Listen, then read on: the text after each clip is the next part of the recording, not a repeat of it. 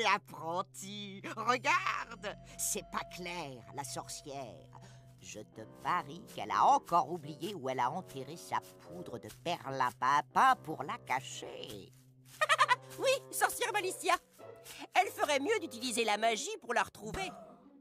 Je crois qu'elle t'a entendu. Oui, comme elle est distraite, elle se fait toujours un pense-bête. Ah, elle a enterré sa poudre à 27 quarts du début de cette haie d'arbres.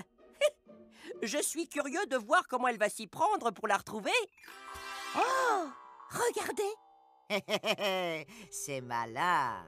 Ces crapis sont crapauds sauteurs.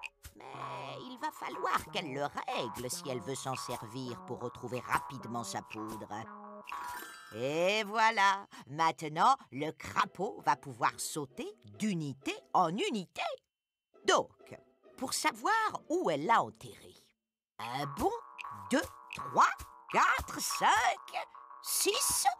Pourquoi elle arrête Crapi? Parce que 6 fois 4 égale 24. 24 quarts, c'est plus petit que 27 quarts. Et 7 fois 4 28. Et 28 quarts, c'est plus grand que 27 quarts. Tu en déduis que 27 quarts est compris entre 6 et 7. Entre l'arbre 6 et l'arbre 7? Au 3e arbuste, puisque 27 quarts, c'est 6 plus 3 quarts. Tu es très fort. Et moi, j'ai caché ma poudre d'escampette à 53 huitièmes du début de cette haie. Tu vas savoir aller me la chercher? Alors là, même pas besoin de Crapi. Pour trouver les entiers qui encadrent la fraction, on cherche le quotient entier du numérateur par le dénominateur. Pour 53 huitièmes, on divise 53 par 8 et on trouve 6. Mais oui, je te vois, l'assistant. Et ce quotient entier, 6, nous donne le premier entier de l'encadrement. Et on ajoute 1 à ce nombre pour trouver le deuxième entier. Hé, ma poudre d'escampette, reviens!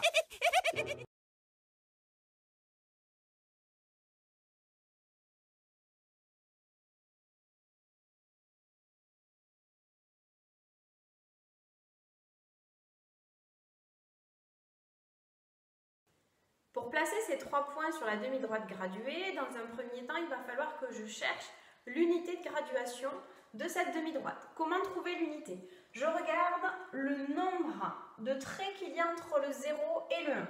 1, 2, 3, 4, 5, 6. Donc j'ai 6 parts entre le 0 et le 1. Ça veut dire que mon unité est partagée en 6. Et si mon unité est partagée en 6, ça veut dire qu'ici, je vais avoir des sixièmes. 1 sixième. Donc là, si j'ai 1 sixième, 1 c'est égal à 6 sixièmes. Pour chercher où est le 2, 7 sixièmes, 8 sixièmes, 9 sixièmes, 10 sixièmes, 11 sixièmes, 12 sixièmes, 12 sixièmes, 12 divisé par 6, c'est bien égal à 2. Donc ici, j'ai le 2. Alors, je peux placer le point B qui a pour abscisse 11 sixièmes. Ici, je sais que j'ai 12 sixièmes. Donc, 11 sixièmes, c'est juste avant.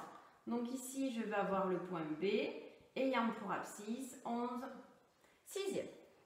Ensuite, je dois placer le point A ayant pour abscisse 1 demi. Donc s'il a pour abscisse 1 demi, ça veut dire qu'entre le 0 et le 1, je dois avoir que 2 espaces. Donc je vais être obligée de sauter des graduations.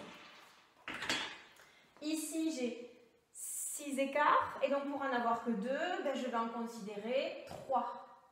Hop, celle-là je l'oublie, celle-là je l'oublie. Et je vais prendre celle-là. Donc si je regarde ici et ici, je vais bien avoir 2 parties égales. Donc là, j'ai bien 1 demi. Et 1 demi, c'est le point A. Ensuite, je dois placer 2 tiers. Donc pareil, 2 tiers, pour placer des tiers, il faut qu'entre le 0 et le 1, j'ai 3 espaces. Pour avoir 3 espaces, je vais être aussi obligée de sauter des graduations. Pas autant que pour un demi, hein, puisqu'il me faut 3 parties égales. Et pour avoir 3 parties égales, celle-là, je vais l'oublier.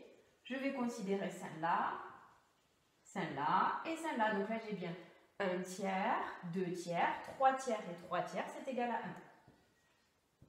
2 tiers et 2 tiers, c'est l'abscisse du point C.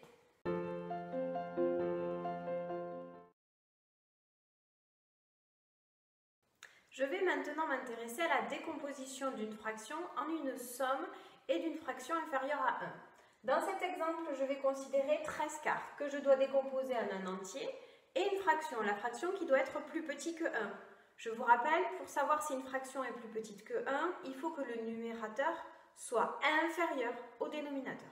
Donc, je regarde ma fraction de 13 quarts et je vais chercher l'entier le plus proche de cette fraction. Donc, si vous n'êtes pas sûr, vous allez écrire tous les entiers et vous allez bien trouver un entier qui va se retrouver le plus proche de cette fraction. Donc 1, vous savez que c'est 4 quarts, 2, vous savez que c'est 8 quarts, 3, 12 quarts. Ah ben donc là, je vois que 3, c'est l'entier qui va m'intéresser. Donc l'entier le plus proche, c'est 3.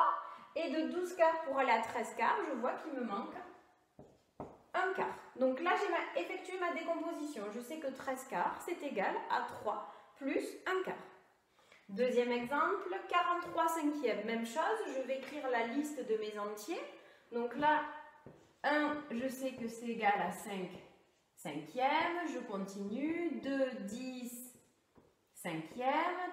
3, 15 cinquièmes. 4, 20 cinquièmes. 5, 25 cinquième, 6, 30 cinquième, 7, 35 cinquième et 8, 40 cinquième. Je vois que la fraction la plus proche, c'est 40 cinquième, donc l'entier, ça va être égal à 8. Et de 40 cinquième pour aller à 43 cinquième, il me manque 3 cinquièmes.